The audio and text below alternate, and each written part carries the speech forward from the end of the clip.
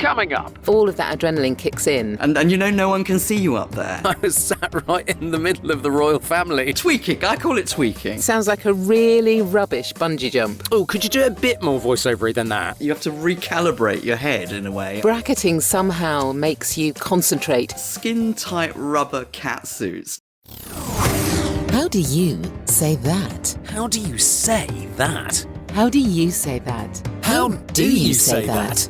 Hello and welcome to today's episode of How Do You Say That, sponsored by BritishVoiceover.co.uk. Let me introduce my co-host, Sam Boffin. Now, today's fun fact about Sam is that she had a green olive sandwich for breakfast today. That sounds horrific, Sam. Yes, I know. It was actually really good.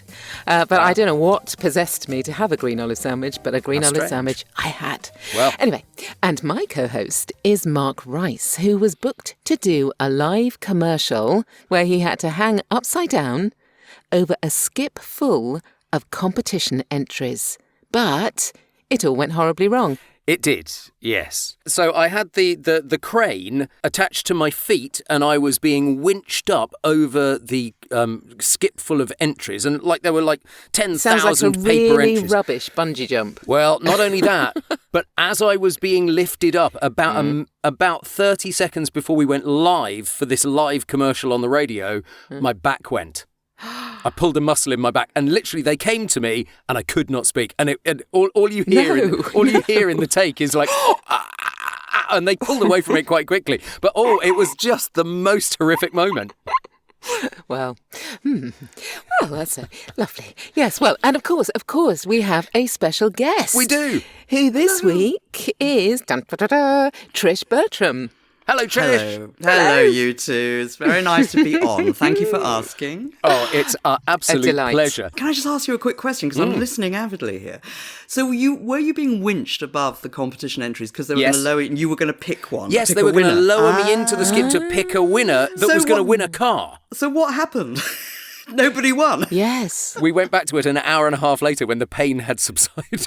Oh. But I tell you, the head of promotions saw her life flash in front of her because we don't think we had the right insurance. Oh, no. God, no. I mean, health and safety on that. It was the 90s, though, you know. So. Yes, that's true. Oh, people just were terribly irregular in the 90s. Absolutely.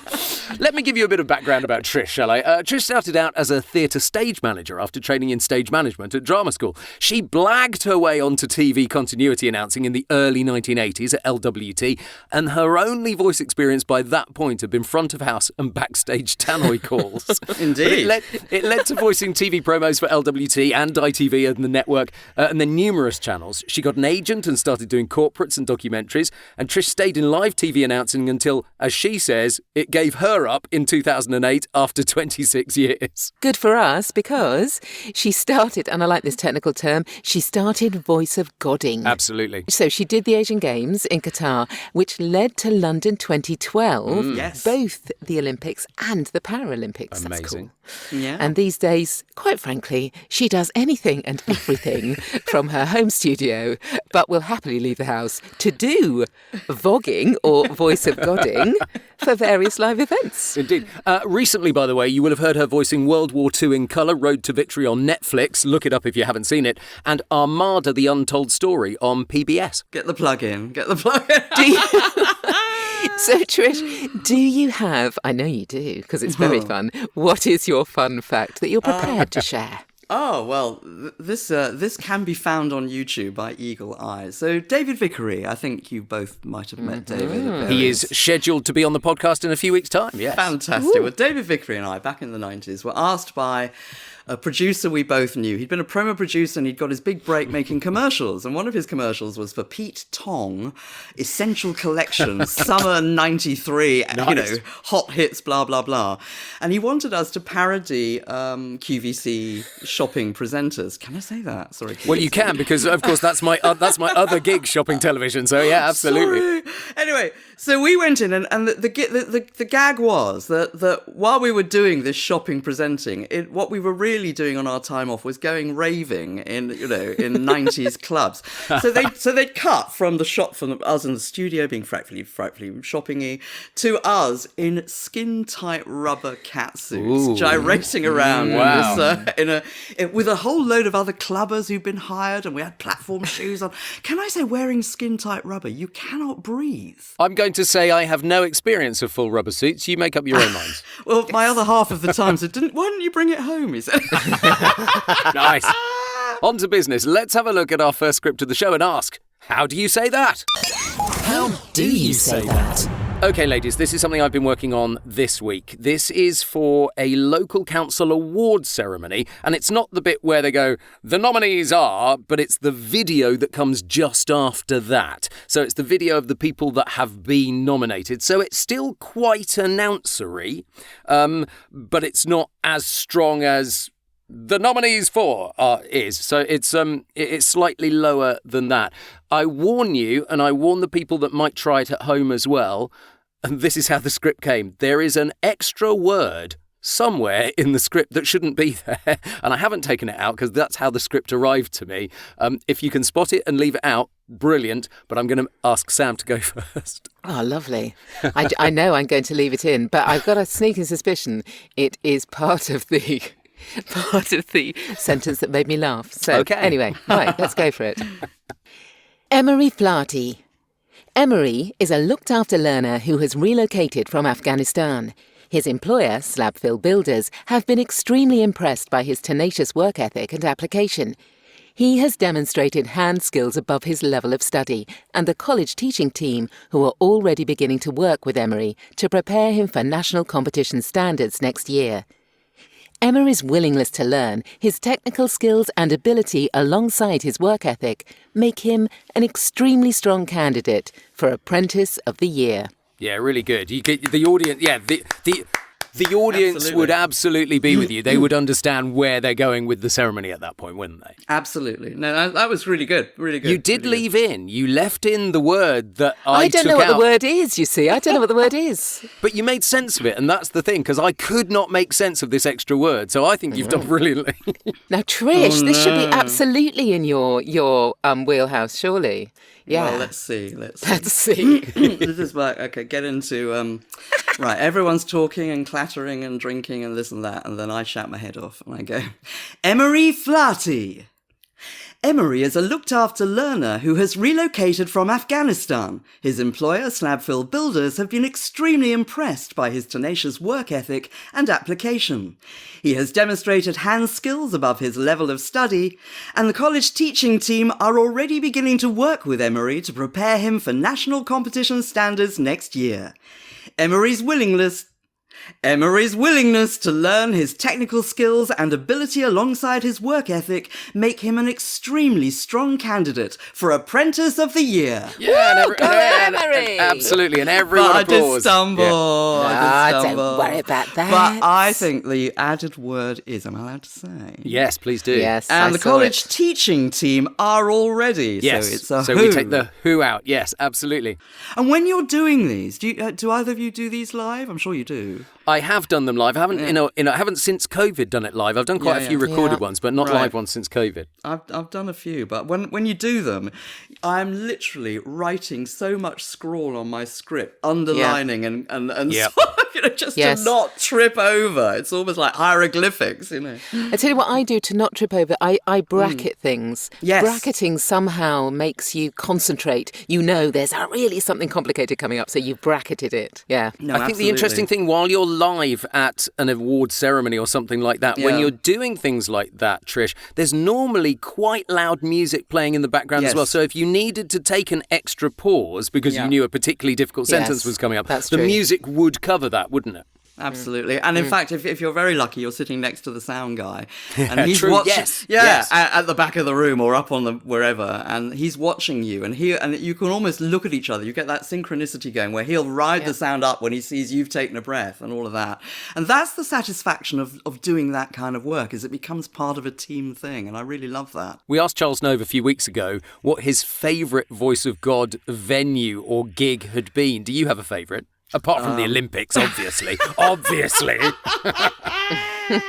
Well, I've done a few Grosvenor House. I think Charles says he has as well. Yeah. And the reason they're nice is because we're up on a second level. So a lot of places, a lot of the hotels, they shove you at the back of the room, and that's quite hard because you're down amongst everyone, and people are lurching past you, and they're sort of looking at you as they go by, and and all of that. Whereas if you're a bit up high, you really are kind of feeling like the voice of God, and that also informs the way you do it, I think. Too right, absolutely. And no one can see you up there, and so there's an element of performance as well, isn't there? When you're live, and I think all of that adrenaline kicks in. Yeah, absolutely. And it is very exciting when you're doing live stuff. I did the Tesco Value Awards a few years ago at Madame that must have been Tussauds. exciting. That must have been fun. They were all real people, so they were all people that had done really well within the organisation. So that was lovely. It was at ground level people getting awards, and that was lovely.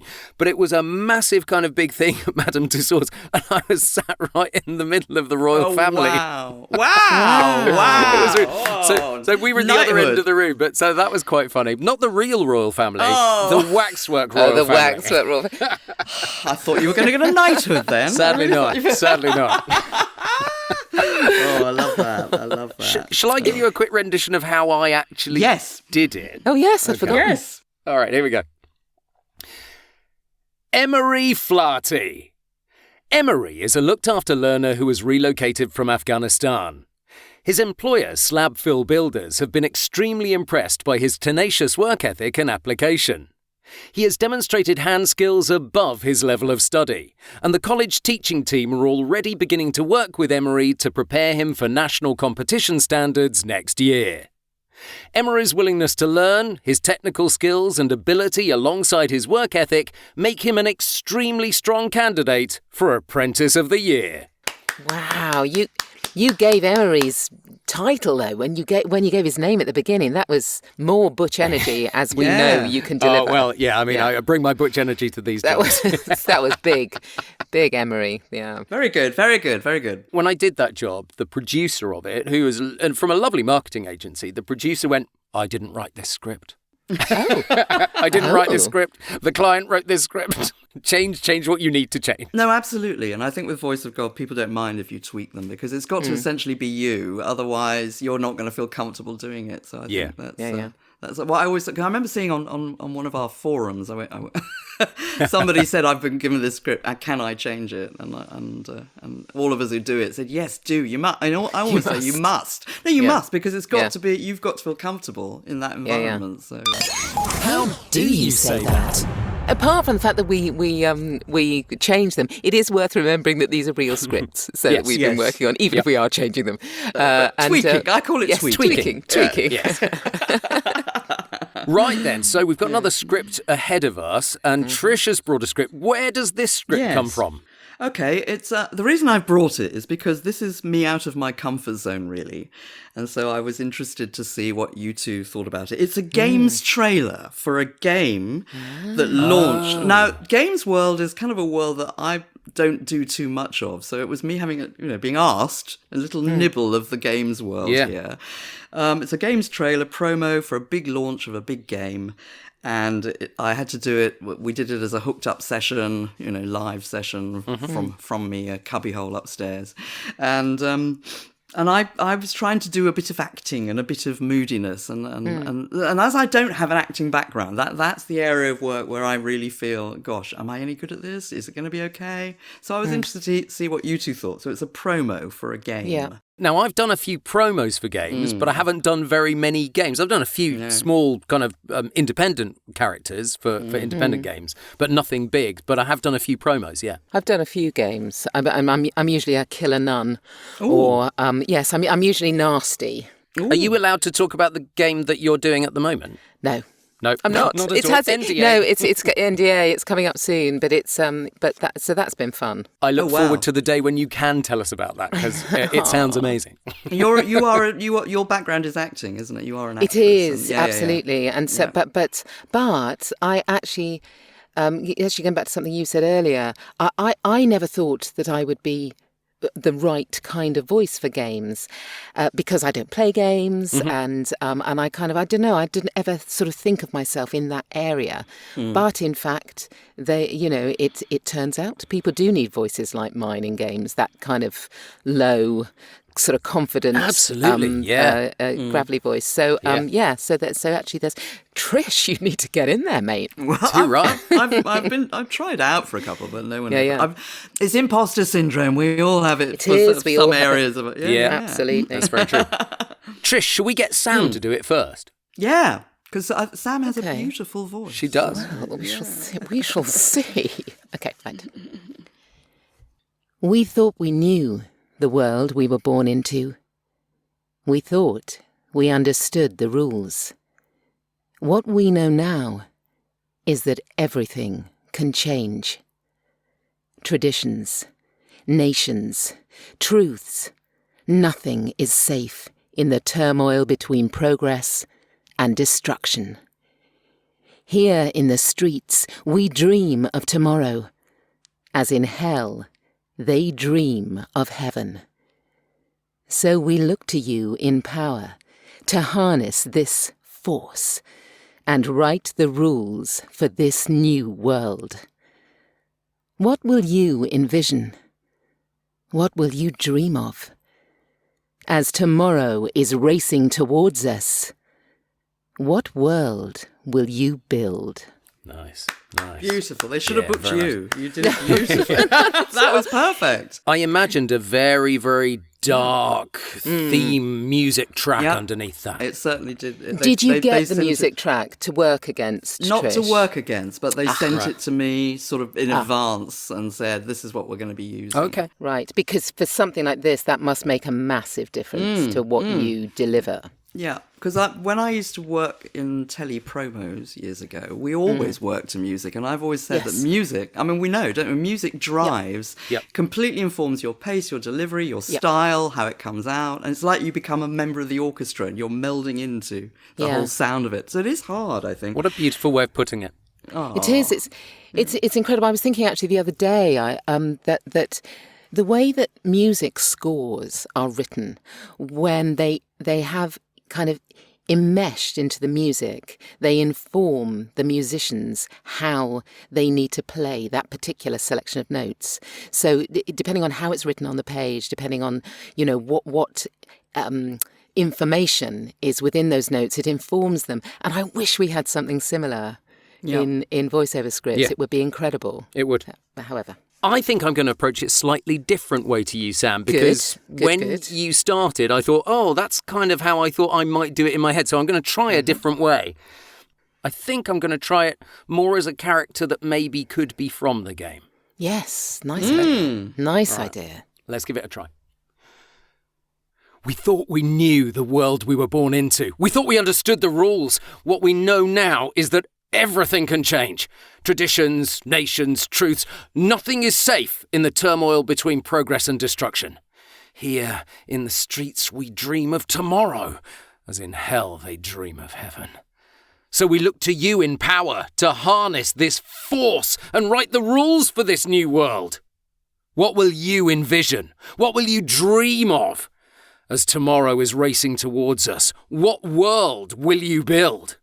Whoa, that had a real urgency about it. Absolutely. That was, I actually Different. really liked it. In that, if I was a director and you offered that as well as that more traditional read that I did, and it was a more traditional read, I might be tempted to. Ooh. You know what I mean? I might be Yeah. tempted to think, to think again. There are different ways of approaching it, more than the big sort of drama one. And I figured as you'd done the big drama one, I thought I might, Yeah. as well do something different. It would be a bit dull if we all did it the same way. Well, yeah. No, I thought that was really interesting. Yeah, absolutely. No, absolutely. It's and also it's good. You see, this is it. It's versatility you chaps have. It's good to offer different styles to a producer. What we've kind of thought about, Trish, over the last few weeks is that actually when you do a read that's very different, if your director then goes, "Oh no, can you do it straight?" It just informs the other read. Yeah. So now, of course, we want to hear how you did it. Yes, indeed. Your turn, Trish. I have to say, Sam got it spot on, so I'm probably not going to sound very, very different. Oh, but you got all the rhythms. So. You got the rhythms of it. You got the mood of it. You got the gear changes. I thought, oh, clever girl, they should have played it. Oh well. So I'm trying to remember now how I did it. They had me quite flat. I remember that. Yes. Until it picked up further on. So we'll have a go. Yeah. We thought we knew the world we were born into. We thought we understood the rules. What we know now is that everything can change. Traditions, nations, truths. Nothing is safe in the turmoil between progress and destruction. Here in the streets we dream of tomorrow, as in hell they dream of heaven. So we look to you in power to harness this force and write the rules for this new world. What will you envision? What will you dream of? As tomorrow is racing towards us, what world will you build? Lovely. Yeah, But really it's not very different to the way Sam did it. I think you got the mood of it and the right pace of it. I suppose but what I love about your voice is there's a real heft to your voice, which I think is works so beautifully. That's with that. absolutely the right word as well. No, I absolutely agree.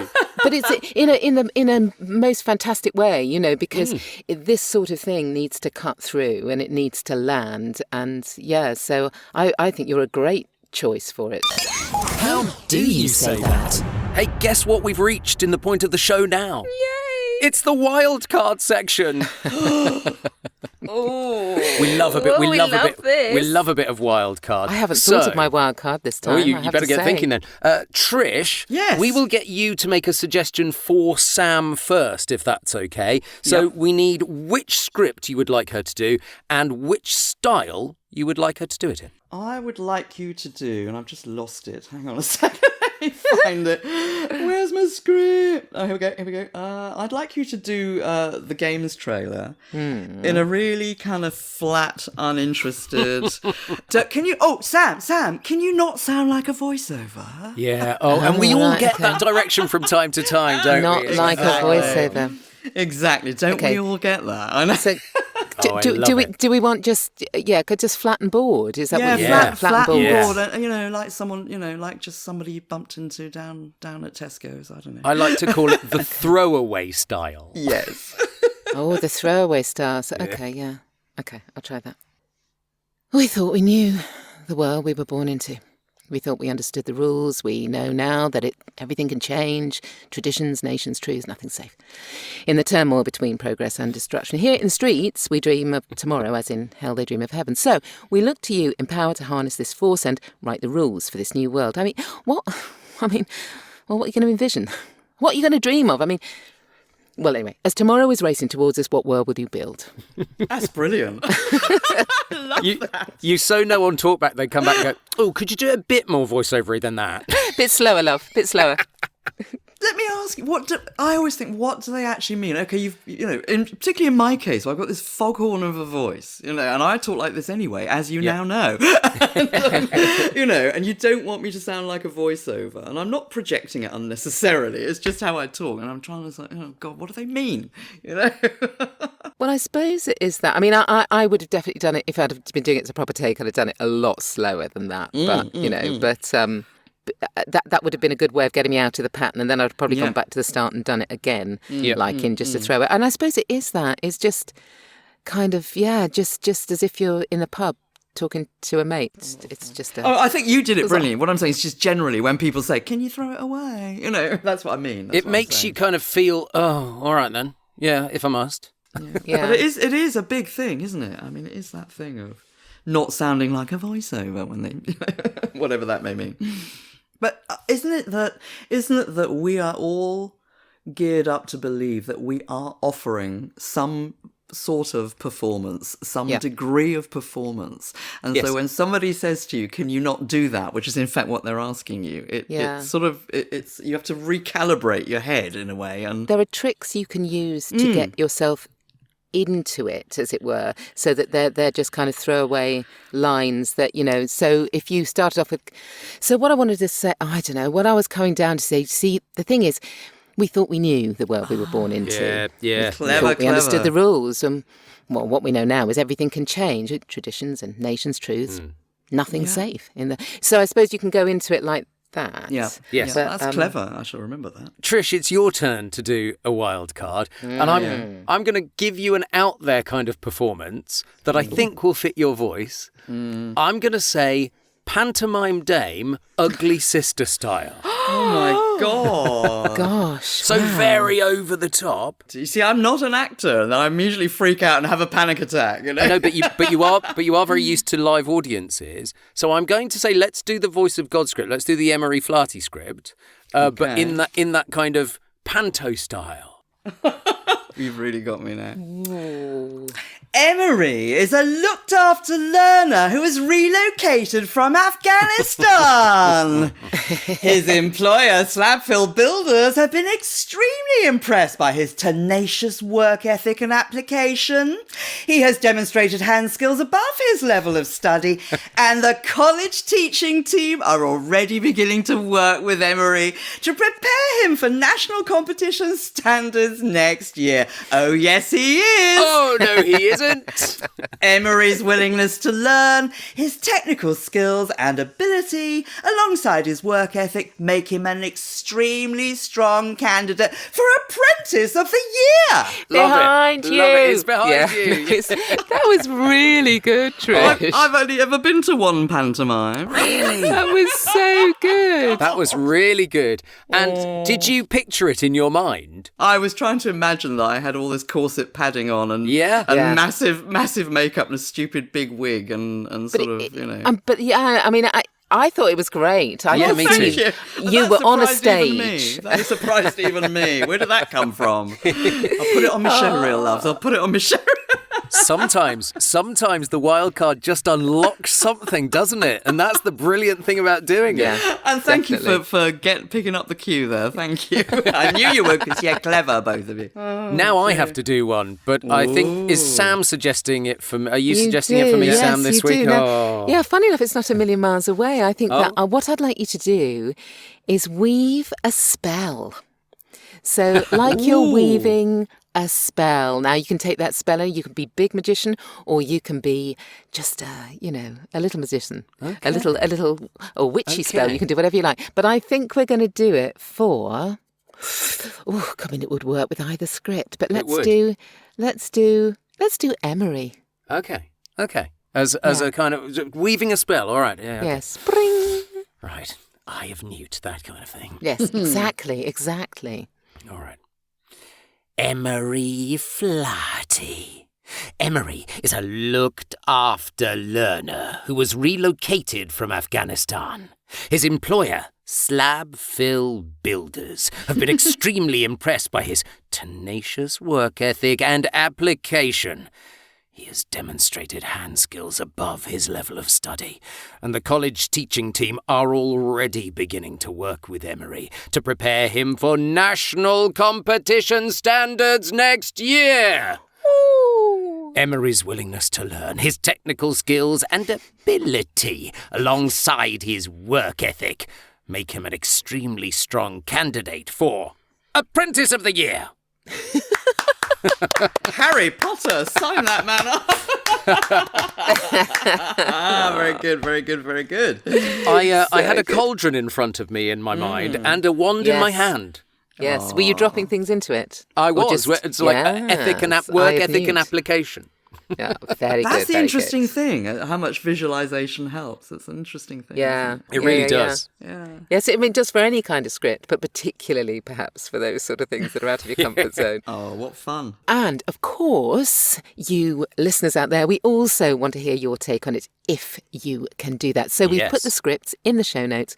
And if you'd like to have a try at one of them, send it in on an MP3 to podcast@britishvoiceover.co.uk and we will pick maybe one or two to play in an upcoming episode. Yes, and if you've got any burning voiceover questions you'd like answers to, you can send your question for future episodes to podcast@britishvoiceover.co.uk. Well, our question of the week sounds a little bit prosaic after all the excitement, to be honest, but it is an often considered question. Yep. So, how long after delivering a job do you invoice? Oh, good question. So, Trish, how about you? So you've done a job. When do you invoice? That day, next week, end of the month? What do you do? I never do it on the day, although I know people say you should. I was once told that a good time to invoice is Sunday evenings because it's one of the first things that gets opened on a Monday morning. So I tend to be a Sunday evening invoicer. That's a great Top tip. little top tip. Yeah, absolutely. How about you, Sam? Yeah, so I suppose mine depends, really. If it's somebody that I do stuff for every month or something, then I probably just go, Here's the normal load of old nonsense, and here's the invoice as well to go alongside it. But I usually wait until something's signed off. I'll be honest. Sure. You know, I give them because I feel a bit. If it hasn't been signed off yet, there's nothing more annoying than being billed for it, is it? So no, I agree. That's true. That's true. I agree. So I tend to do that. I normally invoice at the end of the month for most things. If I haven't worked with a client before, I insist and say it's my standard practice to bill up front. And I won't deliver the audio until I've been paid if they're brand new for a first job. And that's all. That goes surprisingly. As soon as you have the balls to actually ask that, they all go, yeah, fine. I've never had the balls to do that. I've never asked for money up front. Really? Yeah. I never have either. I'm too frightened. Yeah, me too. But I haven't had one person say no. Really? Yeah. If you I'm actually ask them and you say, this is my policy because you're a new client, boom. Well, I think what I've done with brand new clients, and we all get that gut instinct sometimes, don't we? Yeah. Is I will sometimes chop the work in half. So I'll say, Right. right, I'm just sending you the first 10 minutes. If you like what you hear, if you've got any comments, and I'll get on with the rest. But what I'm basically doing is you've got that bit. If you want the rest, you know. Yeah. and then maybe come to an arrangement that way. But Clever.